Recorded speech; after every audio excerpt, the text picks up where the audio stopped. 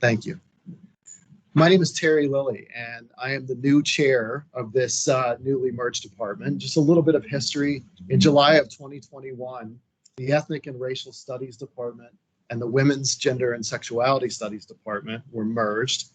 And since that time, we've been putting together a department of absolute all-stars. And I'm proud to introduce you to these all-stars over the coming months. Today, I'm honored to begin those introductions with Dr. Sona Kazemi. Dr. Kazemi is a transnational women's and disability scholar and a disabled Middle Eastern woman survivor of war. She earned her PhD in adult education and community development from the Ontario Institute for Studies in Education at the University of Toronto in Canada, where her dissertation focused on transnational disability, the entry point being the Iraqi chemical attack on Iran. She holds a master's in critical disability studies from the School of Health Policy and Management at York University in Toronto. And she was a Society for Disability Studies 2018 recipient for the honorable mention for the prestigious Irving K. Zola Award for Emerging Scholars in Disability Studies. Before joining us here at UWL, she held 2 postdoctoral fellowships with the Society of Fellows in Human Rights, Past and Futures at, and I'm told I have to add, the Ohio State University, and the Research Justice and Intersections Fellow at Mills College in Oakland, California. Also from 2018 to 2020, she held the position of postdoctoral researcher in disability studies, medical humanities, and global migration in the Department of English and the Mershon Center for International Security Studies at the Ohio State University. Sona currently serves as the associate editor for the Global Ideas section at Review of Disability Studies, an international journal.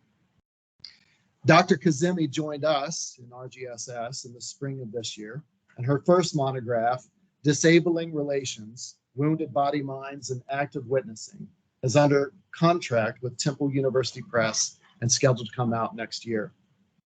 She's also working on her second monograph, tentatively titled Interdependence, Feminism, and Infrastructure of Care in Prison, as well as 2 edited anthologies, one of which is under contract with Canadian Scholars Press. In our field, we act upon an ethos of what we call strong objectivity. Strong objectivity is where we recognize that the lived experience, specifically those of marginalized groups, is an essential criterion of knowledge. This is especially central when we're talking about questions of inequality, as well as political strategies and struggles towards the liberation of oppressed groups. For example, in a recent interview about his new book, If We Burn, The Mass Protest Decade and the Missing Revolution, journalist Vincent Burns makes the argument that people like him, quote, ended up in this position that we did not earn and we did not deserve, of being called upon to explain to the world what was actually happening in the streets. We did not have the intellectual or material resources to do this properly, and we too often saw what we wanted to see in the mass protest explosions, end quote. At a time when the teaching and the scholarship of departments like ours are under political attack, at a time when the very existence of marginalized groups are being legislated into invisibility, when politicians are running on platforms of disregarding history, ignoring injustice, and holding the livelihoods of its citizens hostage until we give in to their demands to ignore historical and contemporary inequality and work to further marginalize our colleagues, our neighbors, our friends, and ourselves, the teaching and scholarship of this department are more vital than ever. So I want to thank you all for your support of this work in this department. And I'd like to formally introduce you to Dr. Sona Kazemi, whose work embodies this active witnessing, this interdependence, and an intellectual infrastructure of care. I'm proud to call her a colleague, and I'm honored to be able to introduce her and her important work to you. So without further ado, Dr. Sona Kazemi.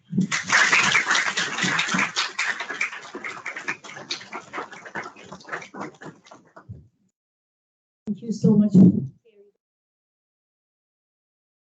Terry, for introducing me so After he ended, I was like looking through the door to see if the person he introduced would actually come in.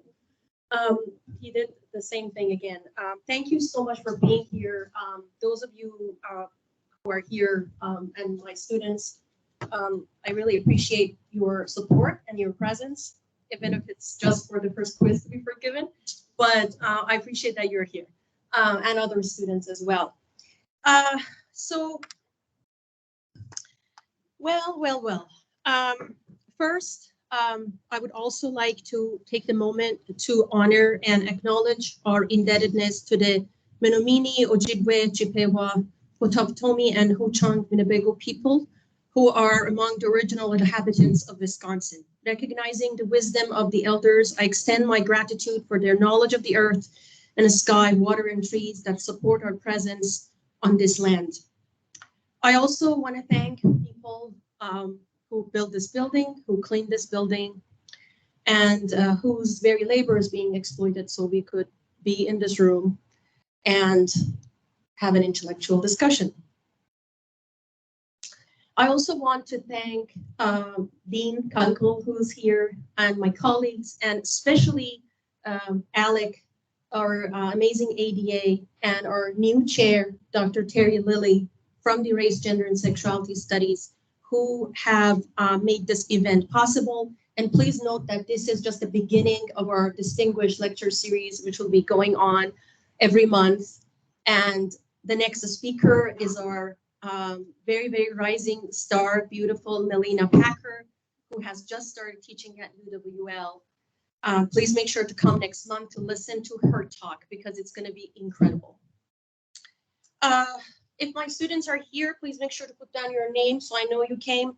Others who are here who are not my students, I also ask you to please put down your names and email addresses so we can keep you updated with our next events and future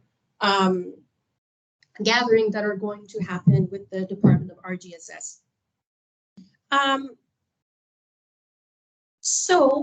I would like to let you know that it's okay and to interrupt me and ask for accommodation. If you need me to speak louder, you can do that. If you need to move around, stretch, just lie down on the floor. You're free to do that. Please do that and use the space. You don't have to sit in a certain way. You're not disrespecting me if you do that. I also want to warn you that I will be discussing death, torture, burn, mass atrocities, and other forms of state violence. And I encourage you to prepare yourself emotionally beforehand. If you believe that you'll find the discussion to be traumatizing, you may choose to not participate in the discussion or leave the room. I will not be offended. Just do what you need to do to take care of yourself. Just before I start, I just want to ask you a question. Which photo do you think shows a Middle Eastern woman or women? For the first one on the left with the red dress, how many of you think that she's a Middle Eastern woman?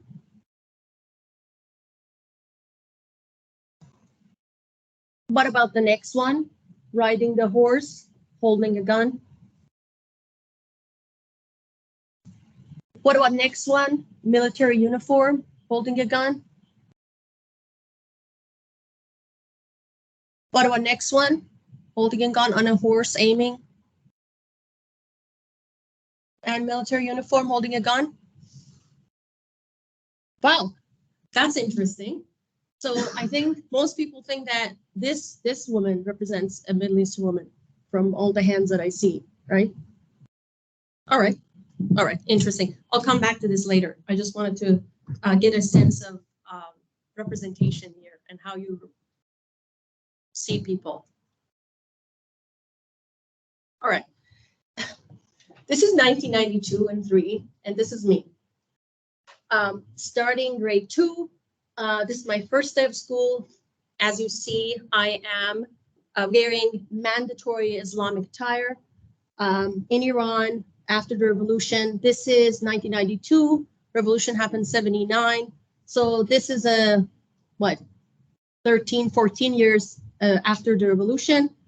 And I'm holding 2 bouquets because my mom thought that I need to give one to my second grade teacher and one to the first grade teacher, just so she knows how much I appreciate what she had done for me the year before, which is good to remember on how we need to always historicize how we appreciate the collective work before us.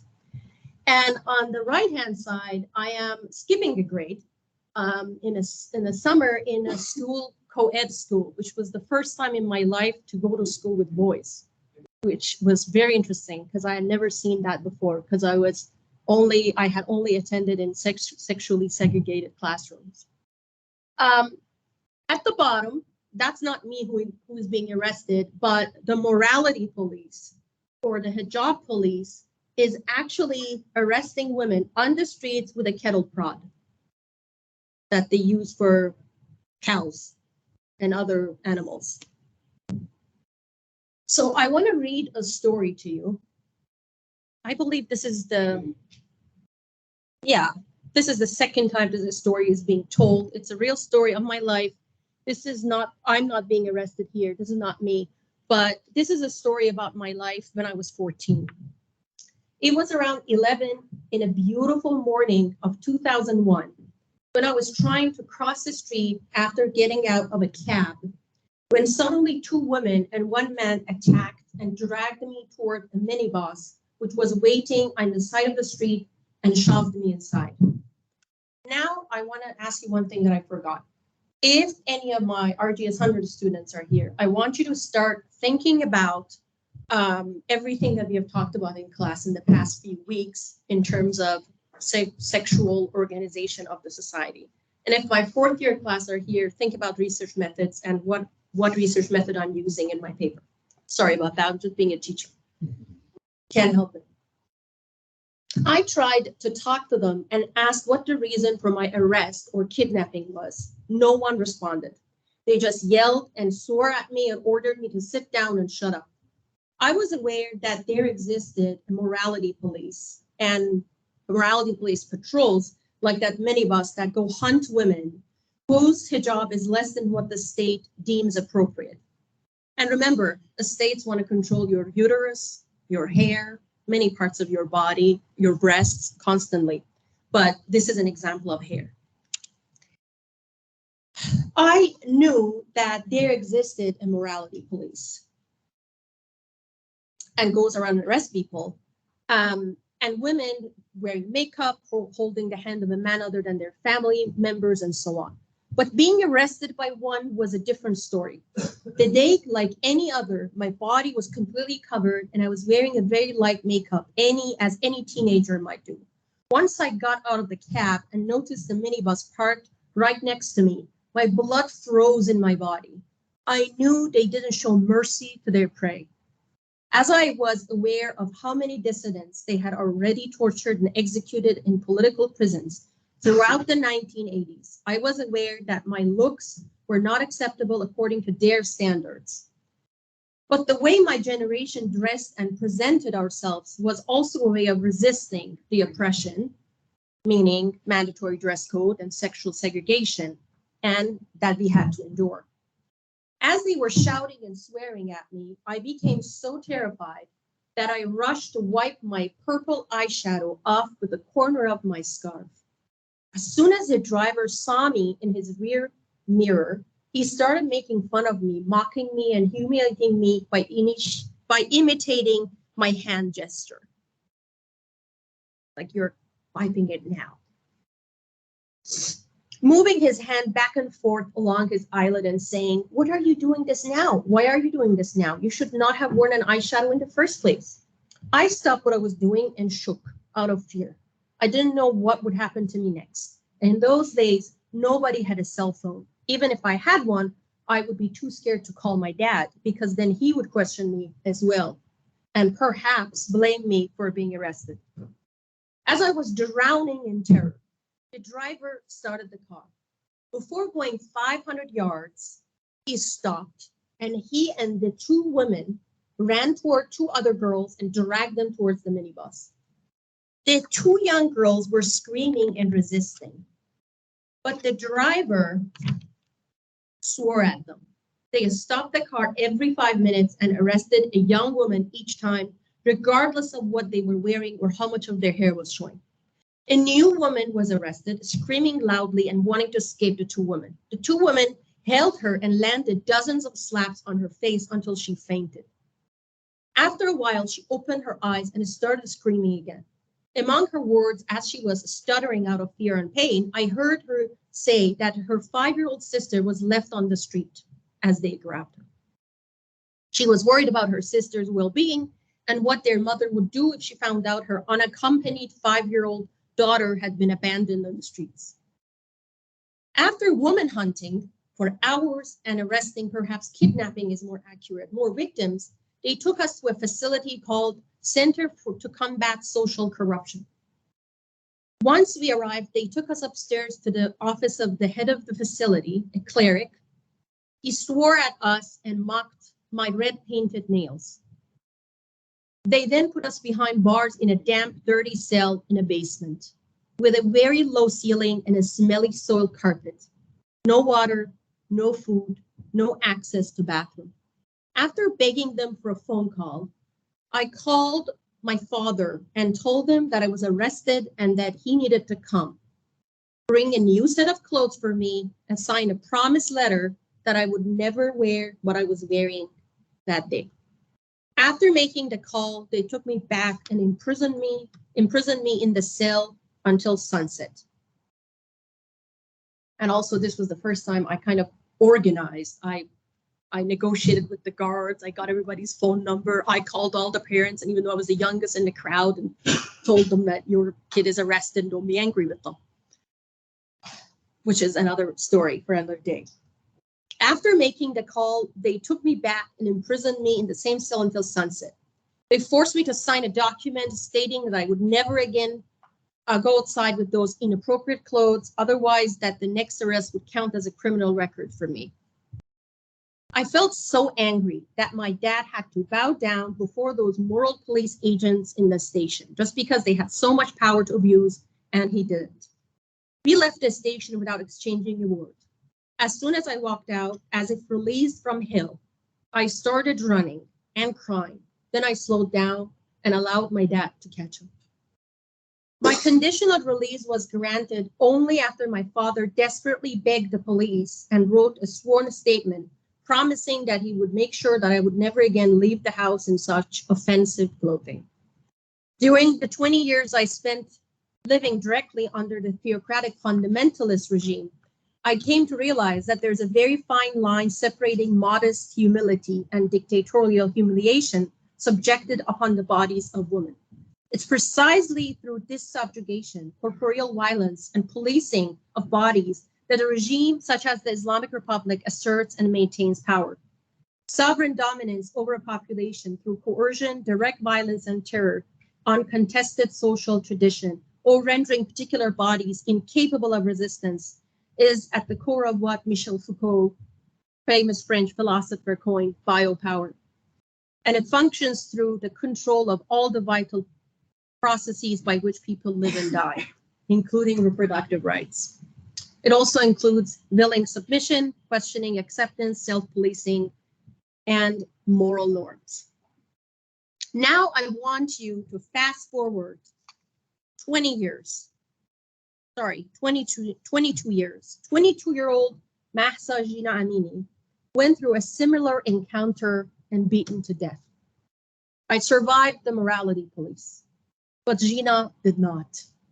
Gina was an ethnic and religious minority young woman whose only crime was not bad veiling, but being a woman. Gina's unheard voice, along with other voices in my work and in my upcoming book that I hope you get, is articulated through my active witnessing. And I'm happy to talk about that as a methodology. Voices unheard is not the same as voices non-existing. Voices of survivors can thrive and come back through the acts of witnessing by self-narration. And as my favorite author, Orhan Pamuk says, there is no such a thing as voiceless. It's either silenced or preferably unheard. So let's watch a tiny video about the women life, freedom, uprising in Iran, and what it actually means. for the feminist movement all around the world.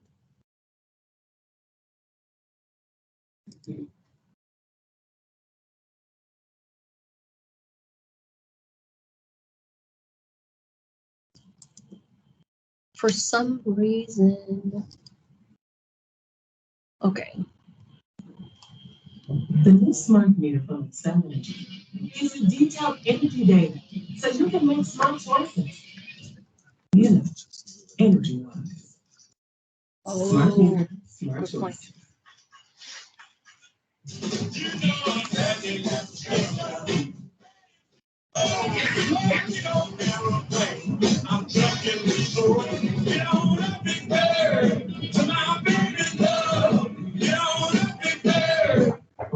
Maybe we can close this completely or minimize it. Yeah. The Islamic Republic of Iran relies on maintaining power. Oh, there we go. Their rights are systematically. I can go back. No, it's all right. A woman is Sorry about that. half as much as a man. His voice only counts for half in court. If a woman dies in an accident, the family receives half the compensation, as though women weren't full human beings. The most important right that we lost was our identity as human beings. Women are prohibited from doing so many things, like singing or dancing, or wearing what they want, and everything is sexualized. I need to bring it back. Terry, can you help me? Not enforced for men. This is a way of wanna go looking to at the the beginning female now. body as a place of sin. It means that a woman's body, a woman's head, and a woman's being are humiliated. And along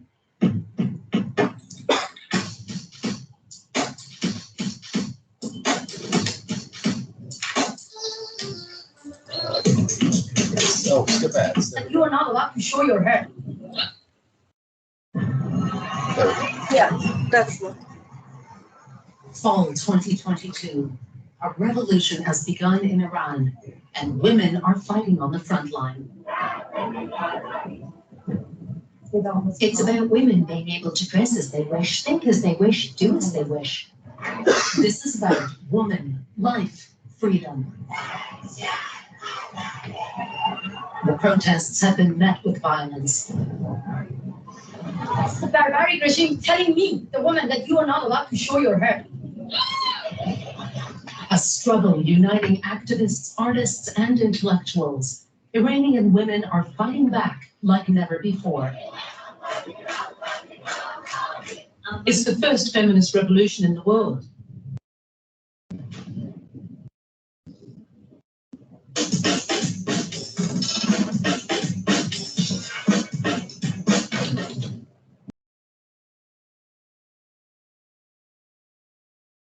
The protests were sparked by the death of a young woman, Mahsa Amini. She was arrested in Tehran by the notorious morality police. Her crime, not being dressed as the law requires. After her arrest, she collapsed in the police station. She was taken to a hospital with severe head injuries and died shortly afterwards. Gina's family is certain that her death was the result of police brutality.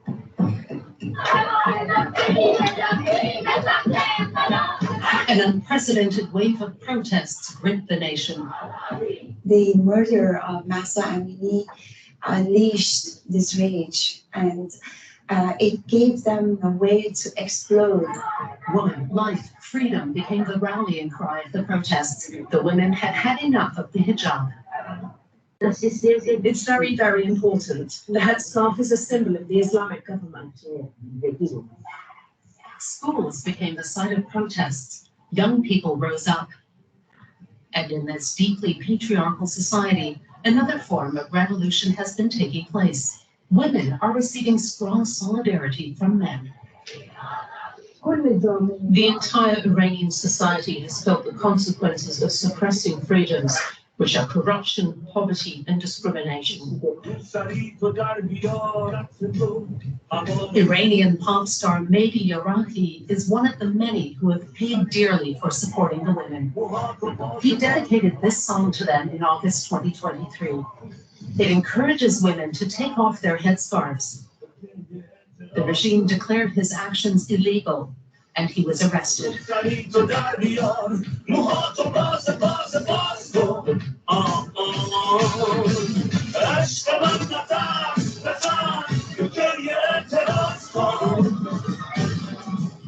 The state responded to the protests with extreme violence. More than 20,000 people have been arrested so far. Death sentences have been carried out. More than 2,000 schoolgirls were poisoned. Many suspect the regime, but there have been no conclusive investigations. 16-year-old Nikah Shakarami was abducted at a demo and imprisoned. Later, her body was found with the marks of torture. The regime declared it a suicide. Since the beginning of the revolt, people all over the world have stood in solidarity with Iranian women. They're also demanding an end to the Iranian dictatorship. Freedom. International female celebrities and other women cut part of their hair and posted the images online. Hair is political, says Iranian Mahsa Amini. For years, she's been campaigning in exile for feminist issues. I asked women whether they want to share their pictures with me, selfie moment of freedom with me. I was bombarded by pictures from women inside Iran being unveiled. So I created my selfie freedom page on Facebook, on Instagram, and it's all about freedom. It's all about dignity. It's all about choice. For nearly 90 years, Iranian women's hair has been the subject of political and religious battles.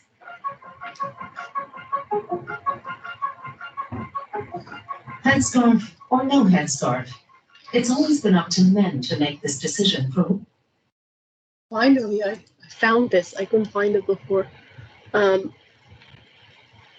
hope I can find the. Oh. All right. So now that you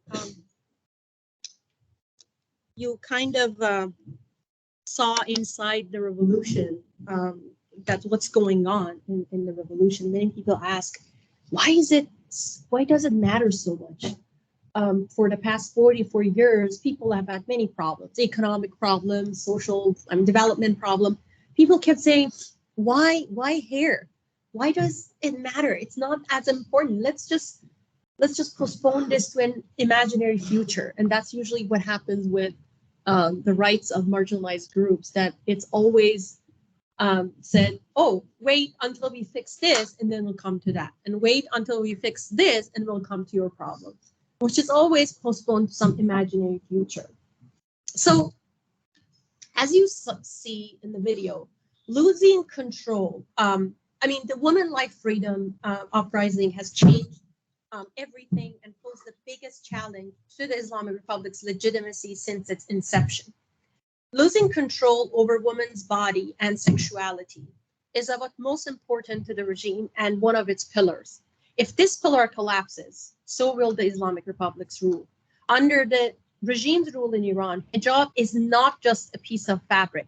So another point that I really need to emphasize here is that we need to look at the meaning of veil or whatever dress code that women have in every society separately.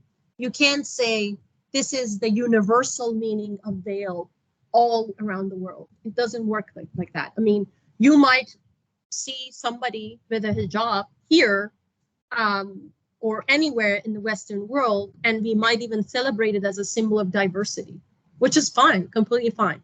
But we need to be very context specific as to what dress code means what, and in what historical conditions, and in what circumstances. And I'm not able to go to the next. Oh, this one.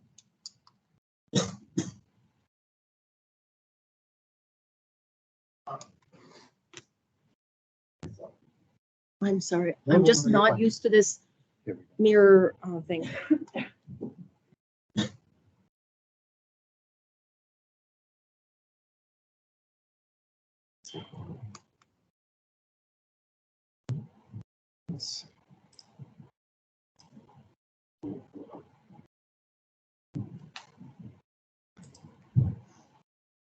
There you go. But it didn't come. Oh. So while Terry is helping me, so basically what I said is meaning is specific.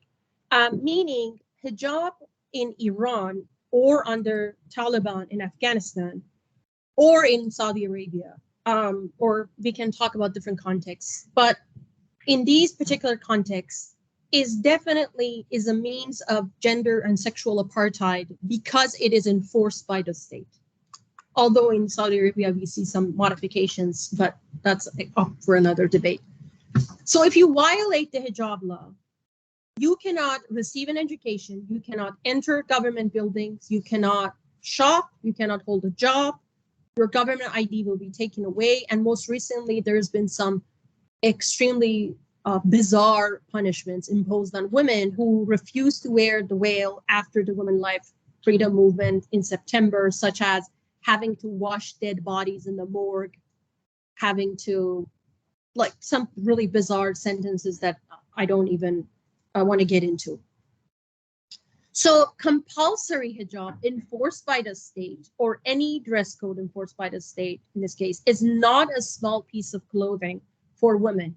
It's the most visible symbol of oppression and how the state marks women as second-class citizens. So it is an insurance policy for apartheid. So the magnificent performance of the Kurdish woman on the day of Gina's funeral in Iranian Kurdistan and also in Syrian Kurdistan, which was the starting point of the revolution, women waved their headscarves and turned the symbol of a state oppression into a flag of feminist struggle. And it is so important to pay attention to this when I say the first feminist revolution, because women are participating in this revolution as a gendered force.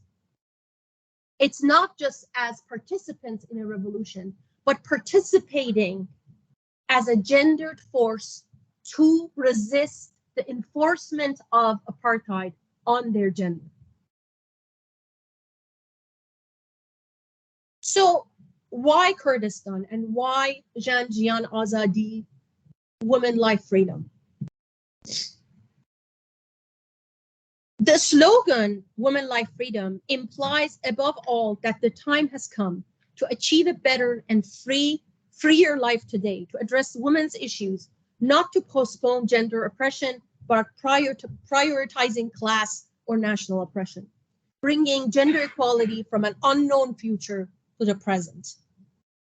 Jan Jian Azadi was first chanted on March 8, 2006 at International Women's Day demonstrations by Kurdish women in cities across Turkey.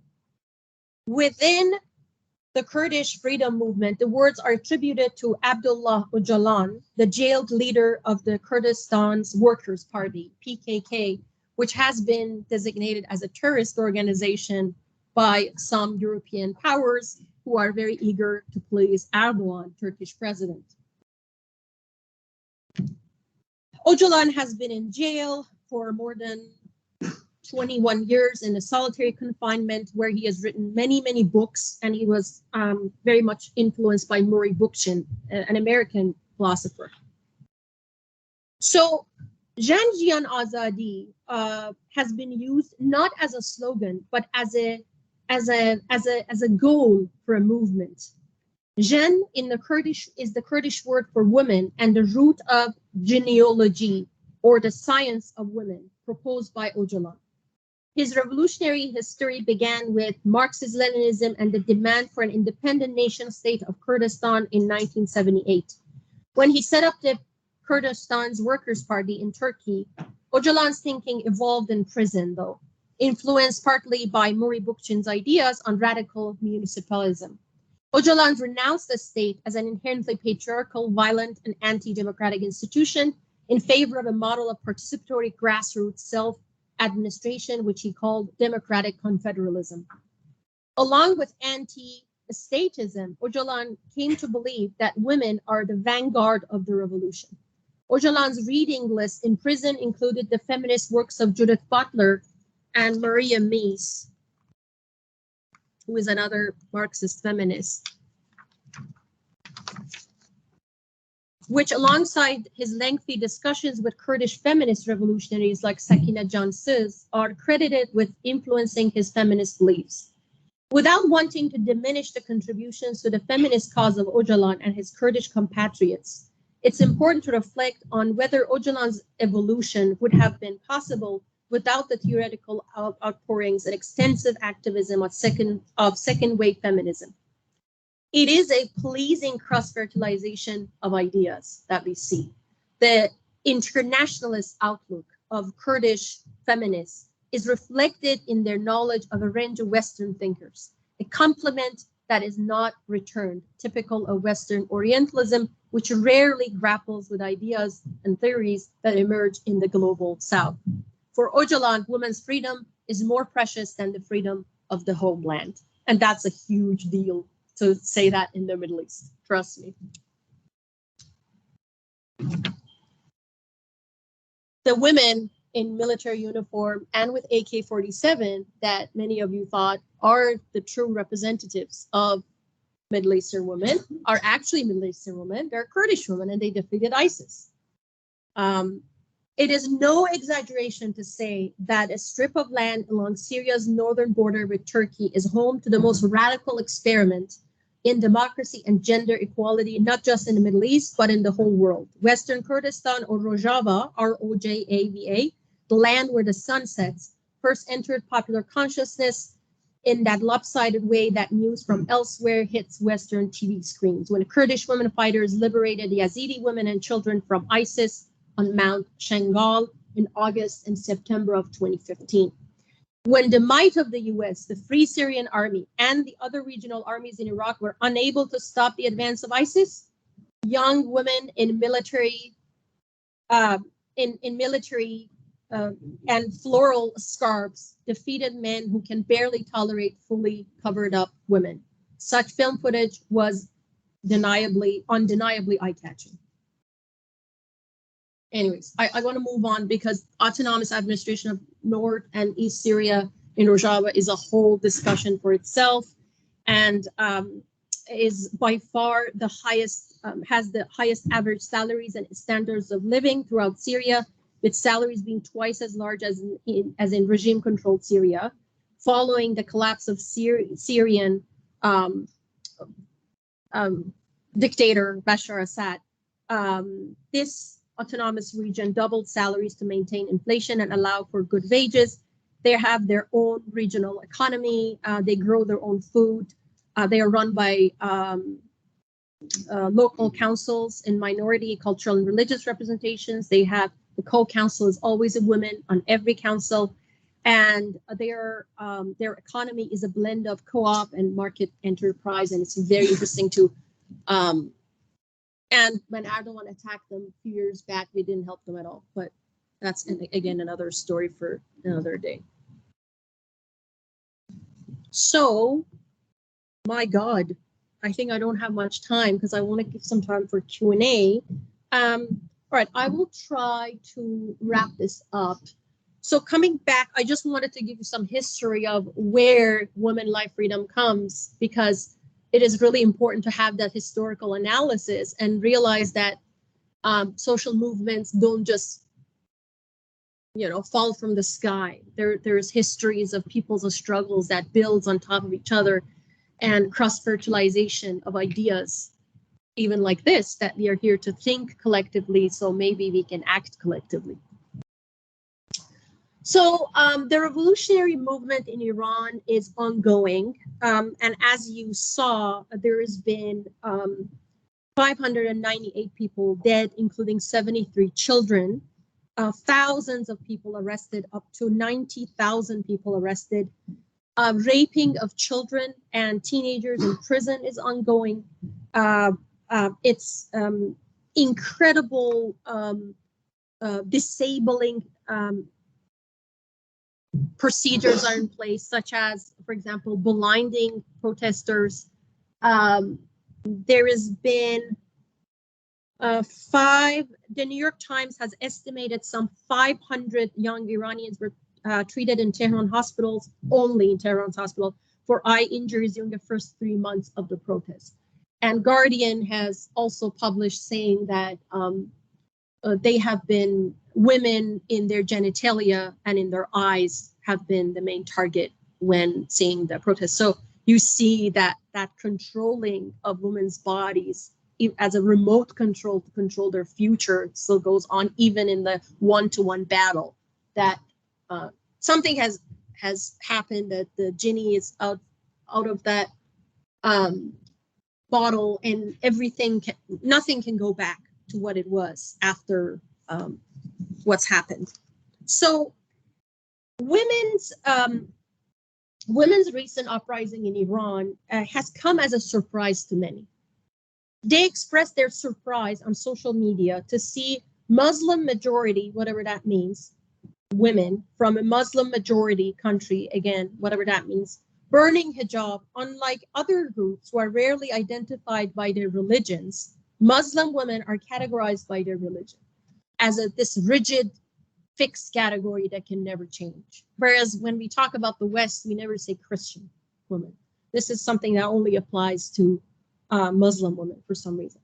So why is it that non-Western women's identities are interpreted as fixed and rigid, unlike Westerners whose identities is understood as fluid, temporal, dynamic, and ever-changing, and all of these fancy words? We rarely hear the gender wage gap being framed as a cultural issue in the Western world. We call it inequality.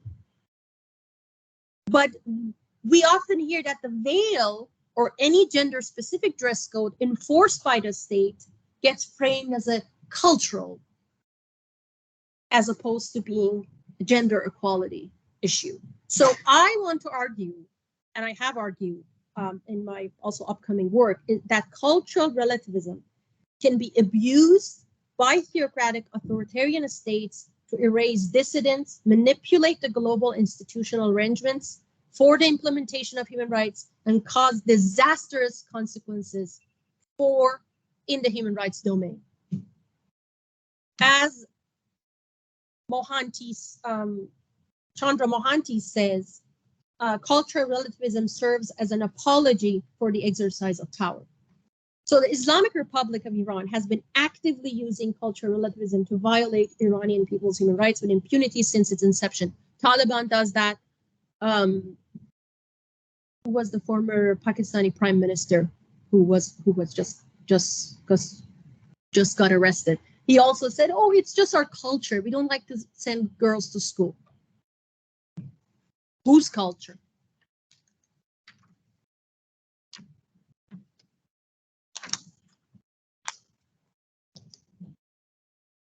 So in 2009, now I want to complain about the liberal establishment. In 2009, I wrote a letter.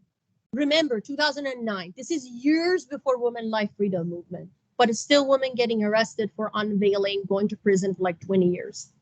In 2009, I wrote a letter to National Women's Studies Association, and I'm going to call them out next month when I'm going to, actually this month when I'm going to present, in the United States, demanding a solidarity statement for the Iranian women who were receiving long prison sentences for unveiling in public. NWSA promised a response for my letter, which they never did. 3 years later, Mahsa Amini was murdered by the hijab police. And I couldn't help but ask myself, why didn't my colleagues in academia show support for our struggle under Islamic theocracy and mandatory dress code? Why did Mahsa need to die for the world to pay attention to our plight against gender apartheid? And for you guys, probably born and raised in America all your lives, you know that race is a big thing in our society and a very important category of inequality. So I have these Jim Crow era signs here for you to see that this is how the gender apartheid rules are enforced. Just like Black people couldn't sit in front of the bus or use the fountains for white people or enter so-and-so buildings in South Africa, even live in certain parts of the cities. This is exactly how the gender apartheid rules operate. Well, you see on the right, it says, we seriously do not admit bad veil women, seriously. Or in the next one, it says, bad veil women will not be served. So these are all government enforced. People don't believe in this. They don't care about this. A lot of business owners have been arrested for letting women with no hijab to get inside their stores. So this isn't, and for me, when I looked at the turned on the TV and I saw that the school children were tearing off the Supreme Leader's image on the wall and were using their veils as a sign of a struggle, I couldn't believe how brave they were. For me, it was unimaginable, this level of bravery. But they are Gen Z. They're like you. They're on social media. Nobody can stop them, right? So I know I have to end. I'm just going to end by complaining about NWSA a little bit more. Many think that if they declare support for women yearning for freedom from patriarchal and misogynist rule and condemn the Islamic State that impose that rule, they would be promoting Islamophobia. Does discussing gender discrimination in a society ruled by an Islamic State promote an irrational fear of Islam or ideology or faith or Islamophobia? Deniz Kendioti, amazing Turkish academic, has taught us that a religious ideology, Islam in this case, doesn't operate in a social vacuum. Rather, it is enacted, enforced, lived, and interpreted through myriad institutions, modes of governance, relations, customs, and norms. As such, he argues, even when we critique an ideology, it's not just that ideology that we critique, but the social relations and modes of consciousness extended from the past, brought to life through that ideology that we scrutinize. To blame an ideology alone or to refrain from critiquing an ideology at all for fear of spreading fear, Candioti states, and I quote, is to presuppose that a faith or ideology can somehow act autonomously as a tool of oppression outside the concrete mediation of institutional arrangements that are context-specific and dependent upon the ways in which Islam becomes enmeshed in politics.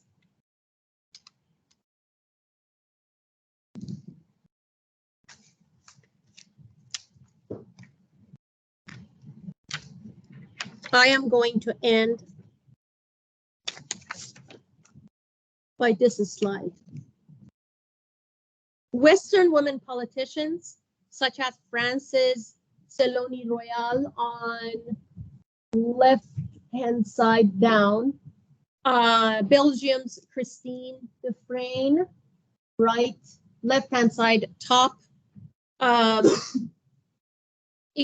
Italy's Federica Mogherini down right, and Britain's Catherine Ashton up right, who visited Iran on official trips, wore hijab, and when called out by the Iranian feminists for being hypocrites, they repeated the same argument that the Islamists do, that they are just respecting the culture.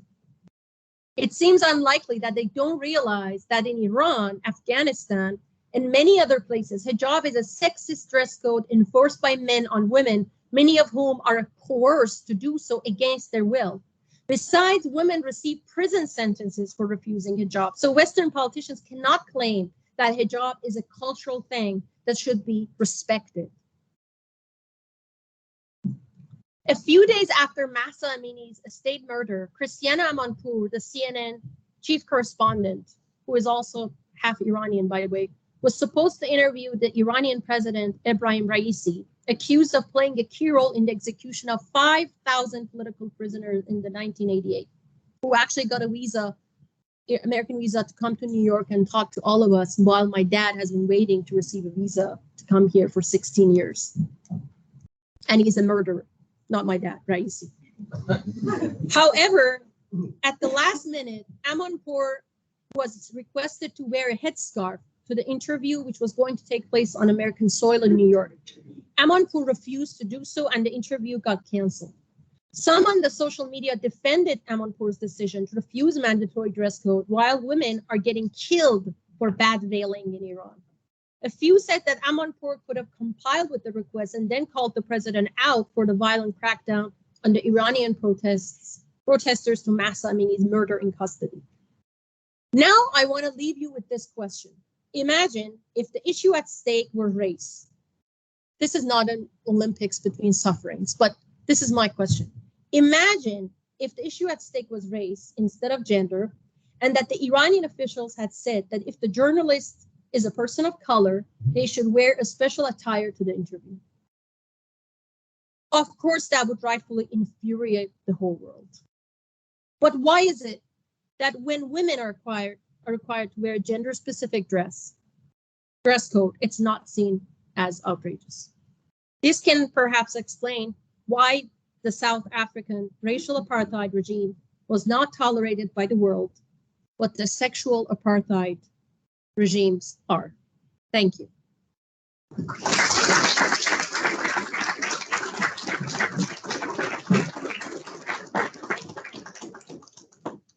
Sorry if it went too long.